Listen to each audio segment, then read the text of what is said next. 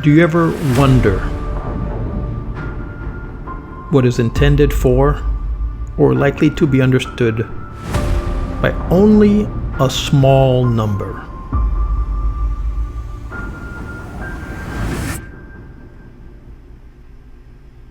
The traditional beliefs, customs, and stories of a community.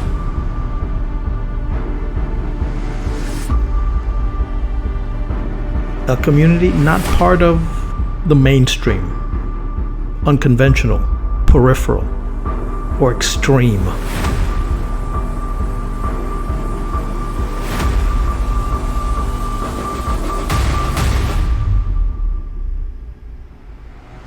Part of an anthology, a published collection of poems or other pieces of writing.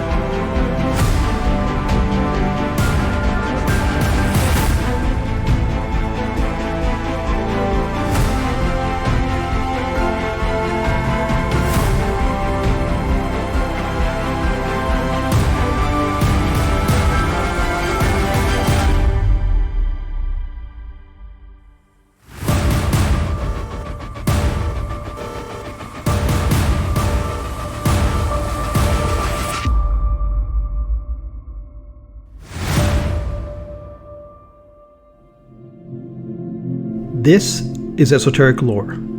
I'm your host, Edward Aponte, where I push you to ponder the fringes of folklore. Highly creative people often seem weirder than the rest of us. Now researchers know why. He is one of the world's best known and most successful entrepreneurs with hundreds of patents to his name, including the Segway scooter. But you will never see Dean Kamen in a suit and tie. The eccentric inventor dresses almost exclusively in denim. He spent 5 years in college before dropping out, does not take vacation, and has never married. Kamen presides, along with his ministers of ice cream, brunch, and nepotism, over the Connecticut island kingdom of North Dumpling, which has seceded from the U.S. and dispenses its own currency. Visitors are issued a visa form that includes spaces on which to note identifying marks on both their face and buttocks. Kamen, who works tirelessly at inspiring kids to pursue careers in science and engineering, is one of many highly creative people whose personal behavior sometimes strikes others as odd. Albert Einstein picked up cigarette butts off the streets to get tobacco for his pipe. Howard Hughes spent entire days on a chair in the middle of his supposedly germ-free zone of his Beverly Hills hotel suite. Composer Robert Schumann believed that his musical compositions were dictated to him by Beethoven and other deceased luminaries from their tombs. And Charlie Dickens is said to have fended off imaginary urchins with his umbrella as he walked the streets of London. In more recent history, we saw Michael Jackson's preoccupation with plastic surgery, Salvador Dali's affection for dangerous pets, and singer Lady Gaga wearing a meat suit at a music award show. It isn't just the average Joe who perceives highly creative individuals as eccentric. These individuals often see themselves as different and unable to fit in. Findings in brain imaging, creative research, and molecular biology suggest that these perceptions are not just based on a few anecdotal accounts of weird scientists and artists. In fact, creative and eccentric often go hand in hand. And researchers now believe that both traits may be a result of how the brain filters incoming information. Even in the business world, there is a growing appreciation of the link between creative thinking and unconventional behavior, with increased acceptance of the latter. The incidence of strange, behavior by highly creative individuals seems too extensive to be the result of mere coincidence. As far back as ancient Greece, both Plato and Aristotle made comments about the peculiar behaviors of poets and playwrights. Aristotle also was the first to note the relationship between creativity and depression, an association that has also been suggested by modern research. More than a century ago, Italian criminologist Cesare Lombroso cataloged the bizarre behavior of creative luminaries in his book, The Man of Genius, and attributed this behavior to the same hereditary degeneration that marked violent criminals.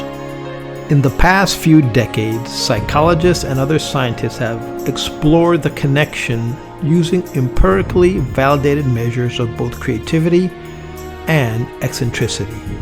To measure creativity, researchers may look at an individual's record of creative achievements, his or her involvement in creative activities, or ability to think creatively, for example, to come up with a new use for ordinary household items.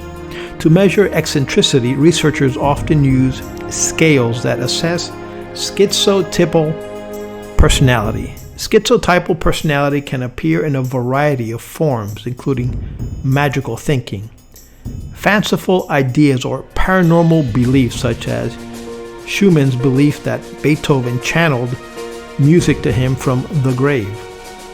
Unusual perceptual experiences, distortions in perception, such as Dickens' belief that he was being followed by characters from his novels.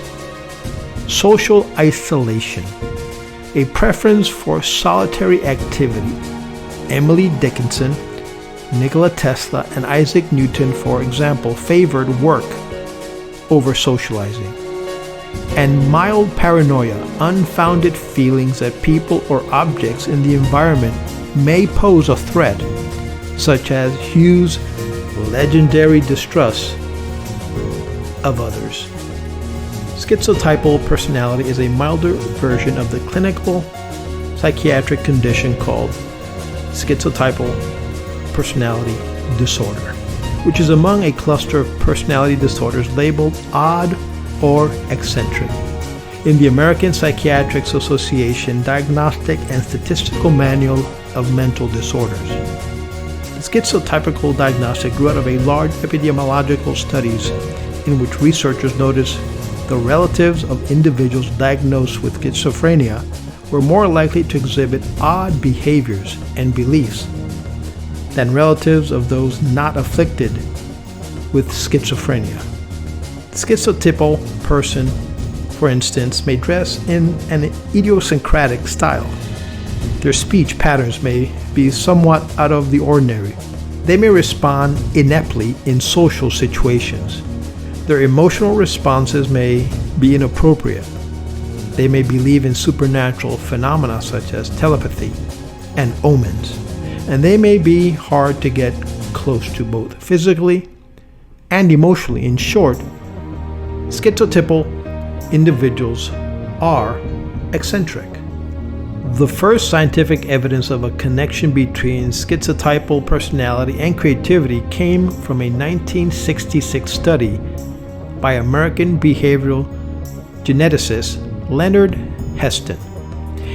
In this classic study, Heston reported that children adopted away from their schizophrenic biological mother at birth were more likely to pursue creative careers and interests than children adopted away from non-afflicted mothers, thus lending support for Lombroso's theory that the bizarre behaviors that often accompany creativity are inherited. Harvard researcher Dennis Keeney and his team replicated Heston's study 40 years later and suggested that schizotypal individuals may inherit the unconventional modes of thinking and perceiving associated with schizophrenia without inheriting the disease itself. In this study, Keeney and his colleagues rated 36 adopted offspring of schizophrenic parents and 36 match control subjects adopted from non-schizophrenic parents using the lifetime creativity scales.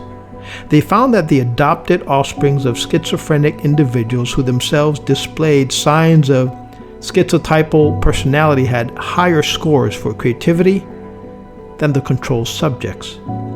The Kinney group also made a new discovery. Some of their control subjects who did not have a family history of schizophrenia met the profile for schizotypal personality, and they too scored higher for creativity than other controlled subjects.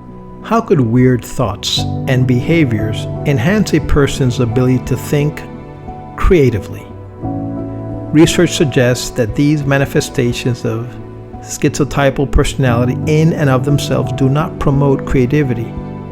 Certain cognitive mechanisms that may underlie eccentricity could also promote creative thinking. However, in my shared vulnerability model of how creativity and eccentricity are related, I theorize that one of these underlying mechanisms is a propensity for cognitive disinhibition. Cognitive disinhibition is the failure to ignore information that is irrelevant to current goals or to survival. We are all equipped with mental filters that hide most of the processing that goes on in our brain behind the scenes. So many signals come in through our sensory organs. For example, that if we paid attention to all of them, we would be overwhelmed. Furthermore, our brain is constantly assessing imagery and memory stored in our mental files to process and decode incoming information. Thanks to cognitive filters, most of this input never reaches conscious awareness. There are individual differences in how much information we block out. However, both schizotypal individuals and those with schizophrenia have been shown to have reduced functionings of one of these cognitive filters called latent inhibition, LI. Reduced LI, or latent inhibition, appears to increase the amount of unfiltered stimuli reaching our conscious awareness and is associated with offbeat thoughts and hallucinations. It is easy to see that allowing unfiltered information into consciousness could lead to strange perceptual experiences such as hearing voices or seeing imaginary people.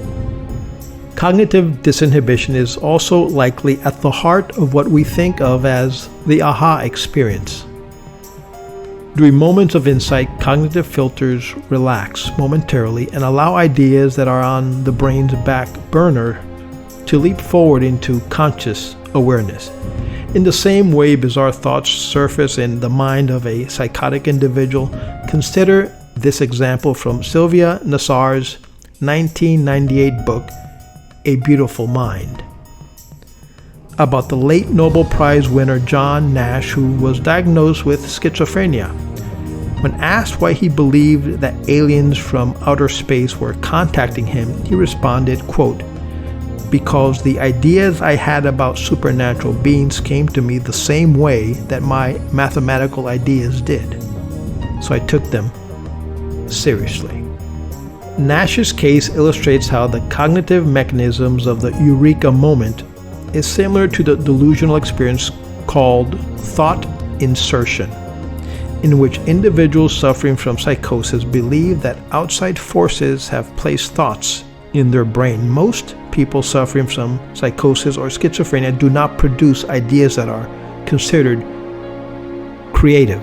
However, the ability to use cognitive disinhibition in a creative way depends on the presence of additional cognitive abilities associated with a high level of functioning. Reduced cognitive filtering could explain the tendency of highly creative people to focus intensely on the content of their inner world at the expense of social or even self-care needs. Beethoven, for example, had difficulty tending to his own cleanliness. When consciousness awareness is overpopulated with unusual and unfiltered stimuli, it is difficult not to focus attention on that inner universe. We think that the reduction in cognitive inhibition allows more material into conscious awareness that can then be reprocessed and recombined in novel and original ways, resulting in creative ideas. Researchers ask the following question: do you often feel like a square peg in a round hole? Participants who score high on the Creative Achievement Questionnaire have answered yes significantly more often than those who have low scores in creative achievement. In fact, one participant, a Hollywood screenwriter, answered no, but then wrote below the question, quote, "I don't feel like a square peg trying to fit into a round hole. I feel like an octagonal peg with cone-shaped appendages," end quote. The good news is that the plight of square pegs may be improving. The ascendancy of innovative technology as a key factor in economic growth has elevated creativity from merely a positive trait to a highly sought-after commodity in the global market. Many leading corporations such as Coca-Cola, Avis, Citi, Humana now have chief innovation officers in their leadership teams. Prestigious business schools such as Harvard, Stanford, Columbia, and Yale have added courses on creativity to their curricula.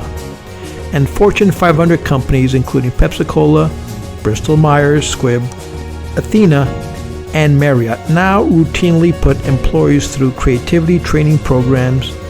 Trainers in these classes use a variety of tools and techniques to help non-eccentric ones open their minds to think out of the box, thoughts and stimuli that might otherwise be ignored or suppressed. As the market value of creativity thinking increases, the round-hole world may continue to make adjustments to accommodate and assimilate eccentrics. Such accommodations already exist in communities with high concentration of artists, writers, scientists, and computer geeks. Managers within these communities tolerate bizarre clothing choices, disregard of normal social protocols, and non-traditional work schedules in the interest of promoting innovation. Square pegs no longer have to work so hard at fitting in.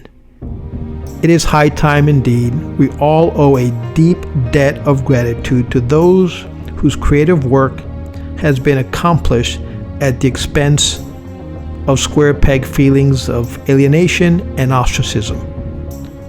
The creative efforts of the eccentric add richness, beauty, and innovation to the lives of those of us who have fit somewhat more comfortably into our round holes. Included in this podcast show notes is a link to a questionnaire entitled, "Are You a Creative Eccentric?"